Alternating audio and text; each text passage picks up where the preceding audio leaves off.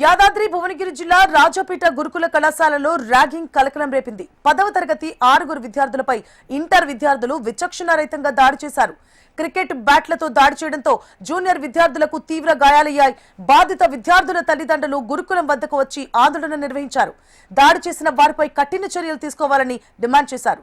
అప్పటికే గురుకుల పాఠశాల ప్రిన్సిపల్ యాజమాన్యం 5 విద్యార్థులను సస్పెండ్ చేసింది.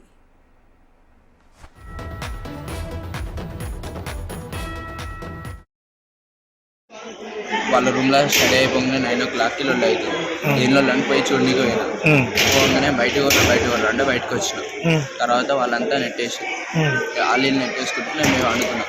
తర్వాత సార్ వాళ్ళు వచ్చినాక అందరూ అనుకున్నాం. మళ్ళీ సెకండ్ సాంగ్ సార్ వాళ్ళు వచ్చి మేము అనుకున్నాక నైట్ 11:50 అట్లా వచ్చి నన్ను లేపితే నేను నీరమాబులు ఉన్న షర్ట్ పట్టుకుని ఉంటే గుండెలన్నీ ఇస్తుంది చేసి ఇట్లా నిలబడ్డా షర్ట్ ఇస్తుంది.